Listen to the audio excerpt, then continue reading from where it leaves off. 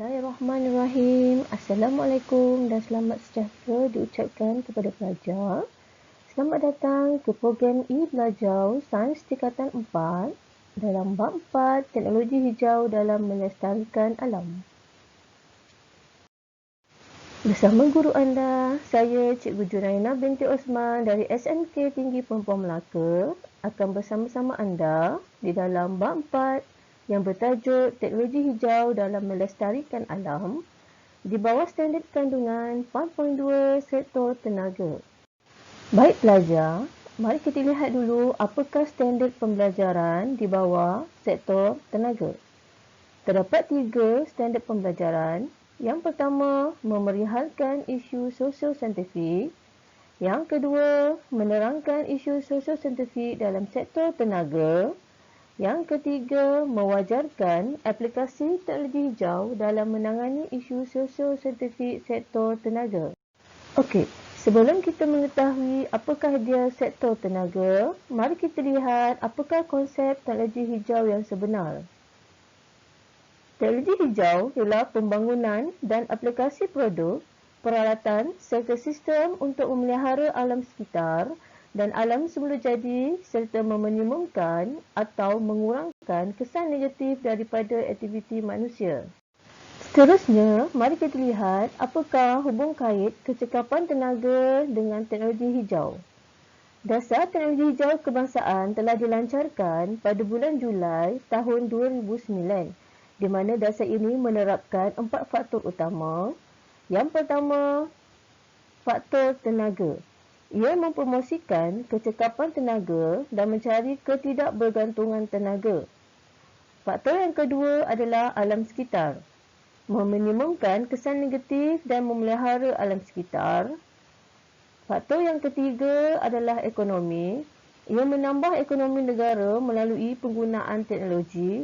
Dan yang terakhir adalah faktor sosial. Ia meningkatkan kualiti hidup untuk semua.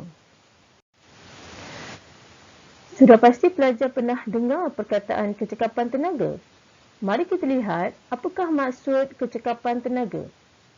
Di sini, kecekapan tenaga ialah penggunaan tenaga yang kurang bagi menjalankan sesuatu kerja pada kadar yang sama atau lebih tanpa menjejaskan keselesaan atau hasil yang diingini. Apabila kecekapan tenaga diutamakan di dalam sebuah negara melalui pengalaman teknologi hijau, maka 1. Penjimatan sumber tenaga dapat dipertingkatkan. 2. Ekonomi negara juga akan semakin kukuh dan kita juga akan dapat mengurangkan pembaziran. 3. Sisa-sisa buangan dapat ditukarkan kepada suatu bentuk tenaga boleh baharu yang lebih bersih dan selamat. Terdapat 4 kepentingan cekap tenaga. Yang pertama, mengatasi masalah kemusnahan alam sekitar.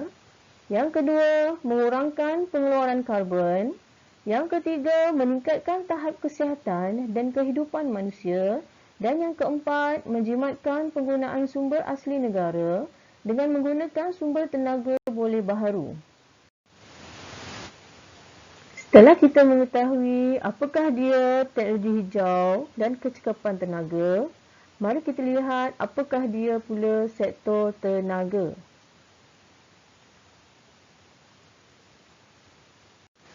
Sektor tenaga memfokuskan penggunaan tenaga alternatif yang lebih bersih, bebas karbon serta dapat menggantikan penggunaan bahan api fosil. Antara contoh, tenaga alternatif ialah tenaga boleh baharu seperti hidroelektrik, solar dan angin. Mari kita lihat apakah dia isu sosio-saintifik. Isu sosio-saintifik adalah masalah terbuka yang merupakan isu sosial, kontroversi yang boleh dikaitkan dengan sains dan menekankan aplikasi moral dan saintifik. Secara umum, isu sosio-saintifik di dalam sektor ini ada beberapa, antaranya adalah isu penebangan hutan, pemanasan global, pembuangan sisa tidak terancang, pencemaran air dan pencemaran udara. Walaupun terdapat pelbagai isu, Tetapi di dalam sektor tenaga, kita hanya memfokuskan kepada 3. Yang pertama, penggunaan sumber tenaga tidak boleh baharu seperti petroleum, arang batu dan gas asli yang semakin meningkat pada setiap tahun mengikut kadar keperluan setiap negara di dunia. Yang kedua, pembakaran bahan api fosil akan menghasilkan gas rumah hijau seperti karbon dioksida yang banyak dan menyebabkan pemanasan global berlaku. Dan yang ketiga, kesan pembakaran bahan api fosil juga akan menyumbang kepada perubahan iklim yang ekstrim sehingga berlakunya kemarau panjang dan pelbagai bencana alam yang lain. Seterusnya, kita perlu mengetahui cara untuk menangani isu di dalam sektor ini. Terdapat 2 cara. Yang pertama, kita boleh memfokuskan cara tenaga itu dijanakan atau dibekalkan.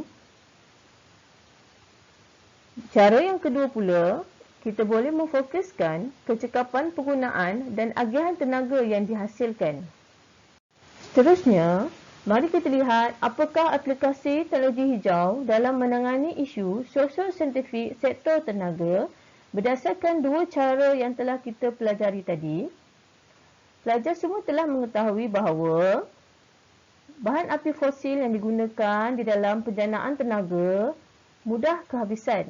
Maka, kita boleh mencari alternatif lain untuk menggantikannya.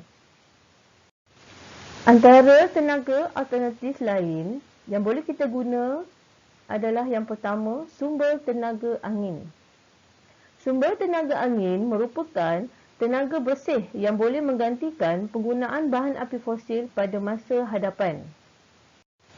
Sumber alternatif yang kedua adalah sumber tenaga hidro.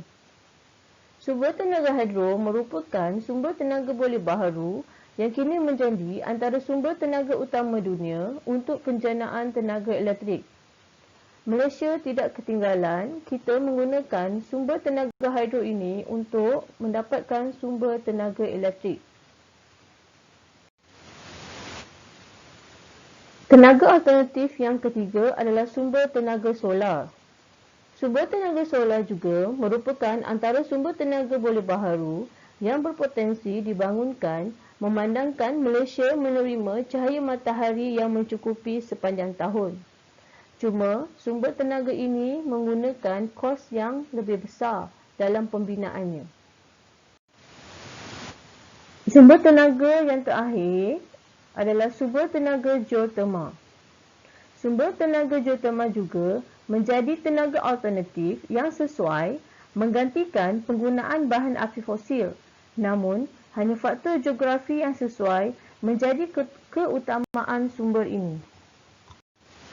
Seterusnya, apakah kebaikan penerapan konsep teknologi hijau di dalam sektor tenaga? Ia adalah seperti berikut. Yang pertama, dengan memperkasakan penggunaan tenaga boleh baharu ini, kita dapat mengurangkan kandungan gas karbon dioksida di dalam udara berdasarkan teknologi hijau. Yang kedua, ia dapat mengurangkan kesan rumah hijau dan juga perubahan iklim yang membawa kepada masalah-masalah isu sosio-saintifik dalam sektor tenaga. Yang ketiga, kita boleh mengadakan kempen amalan kecekapan tenaga secara holistik yang turut disarankan dalam pelaksanaan konsep teknologi hijau, di mana ia sedikit sebanyak akan memberikan kesedaran kepada pengeluar barang elektrik supaya menghasilkan peralatan yang cekap penggunaan tenaganya. Dan yang terakhir, sebagai pengguna, ia juga disarankan supaya berjimat cermat dalam penggunaan tenaga elektrik.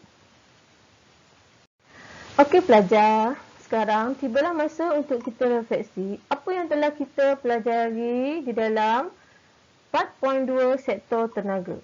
Di sini, saya sediakan 2 soalan. Mari kita cuba. Soalan yang pertama, nyatakan 3 isu sosio-saintifik dalam sektor tenaga. Soalan yang kedua, nyatakan cara untuk mengatasi isu sosio-saintifik di dalam sektor tenaga. Saya harap pelajar dapat menyatakan ataupun menjawab soalan ini dengan baik. Okey, di sini saya sertakan jawapan sebagai rujukan pelajar. Bagi soalan yang pertama, terdapat 3 isu sosio-saintifik dalam sektor tenaga.